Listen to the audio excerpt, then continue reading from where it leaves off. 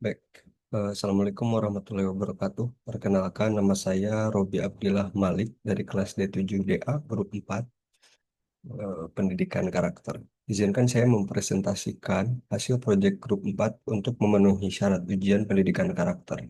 Proyek yang kami buat dengan judul Program Bimbingan Belajar Gratis untuk Anak Kurang Mampu. Terbelakang, akses terhadap pendidikan berkualitas merupakan hak dasar setiap anak. Namun kenyataannya masih banyak anak yang keluarga kurang mampu di Indonesia yang mengalami keterbatasan dalam mengakses pendidikan. Berdasarkan data UNESCO, sekitar 20% anak Indonesia masih mengalami hambatan untuk mendapatkan pendidikan layak karena masalah ekonomi dan fasilitas pendidikan yang minim.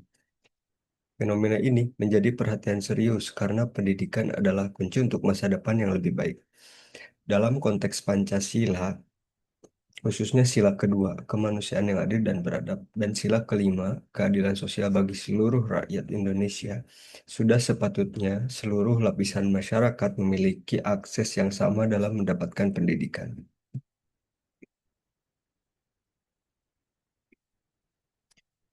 Dan, eh, untuk perumusan masalahnya, bagaimana cara meningkatkan akses pendidikan berkualitas bagi anak-anak kurang mampu? Selanjutnya, apa dampak program bimbingan belajar terhadap prestasi akademik mereka? Yang ketiga, bagaimana program ini merefleksikan implementasi nilai-nilai Pancasila? Selanjutnya, apa saja tantangan yang dihadapi dalam pelaksanaan program? Lalu bagaimana cara melibatkan komunitas lokal dalam mendukung keberlanjutan program ini? Tujuan proyek yang pertama untuk masyarakat, eh, yaitu memberikan akses pendidikan tambahan bagi anak-anak kurang mampu.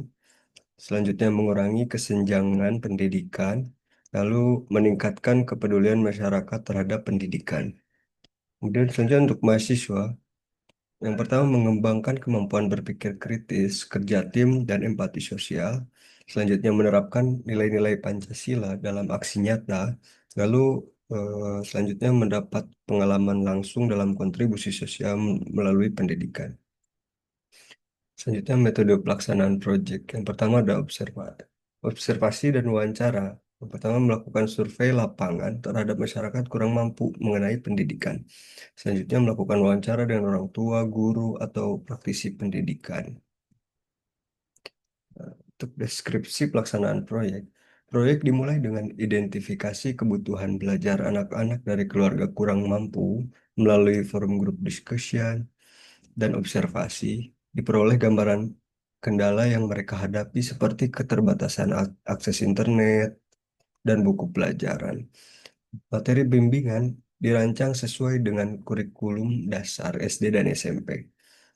Proses belajar dilakukan dengan cara pendekatan interaktif, mendorong partisipasi aktif siswa.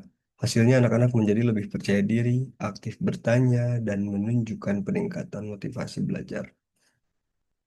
Kegiatan ini juga melibatkan komunitas setempat untuk penyediaan ruang belajar dan dukungan logistik ringan, memperkuat solidaritas sosial dan semangat gotong royong. Nah, untuk ringkasan wawancara, yang pertama kesulitan akses belajar ya. Anak-anak kesulitan dalam akses belajar karena keterbatasan alat dan kondisi rumah. Selanjutnya, program bimbingan belajar membantu mereka merasa lebih percaya diri. Terus selanjutnya warga sangat mendukung, namun tantangan berupa keterbatasan waktu dan tempat belajar tetap ada. Nah, selanjutnya refleksi pribadi ya. Nah, selama proyek ini kami menyadari bahwa pendidikan bukan hanya soal memberi materi pelajaran, tetapi juga membentuk karakter dan memberikan harapan. Saat mengajar anak-anak, kami belajar lebih banyak tentang empati, kesabaran, dan pentingnya keteladanan. Melalui interaksi langsung dengan mereka, kami merasakan bahwa nilai-nilai Pancasila bukan hanya konsep ideal, tapi bisa diterapkan secara nyata. Sila kedua dan kelima benar-benar hidup dalam proyek ini. Sebagai mahasiswa, kami merasa lebih sadar akan peran kami sebagai agen perubahan. Pengalaman ini tidak hanya memperluas wawasan, tapi juga memperkuat komitmen saya untuk terus terlibat dalam kegiatan sosial di masa depan. Kami juga belajar tentang pentingnya kerjasama, tim, tanggung jawab, dan manajemen waktu, yang semuanya merupakan bagian dari pembentukan karakter berlandaskan Pancasila. Nah, terakhir kesimpulan dan saran. Untuk kesimpulannya, proyek bimbingan belajar ini menunjukkan bahwa pendidikan dapat menjadi alat yang sangat efektif dalam penerapan nilai-nilai Pancasila. Dampaknya tidak hanya dirasakan oleh anak-anak dan yang dibimbing, tetapi juga mahasiswa yang terlibat. Untuk kedepannya, kami menyarankan agar program seperti ini dilanjutkan secara berkelanjutan dengan dukungan dari pihak universitas dan komunitas lokal. Selain itu, pelatihan bagi relawan pengajar juga penting untuk meningkatkan kualitas pengajaran. Sekian presentasi dari saya. Mohon maaf apabila ada kesalahan. Assalamualaikum warahmatullahi wabarakatuh.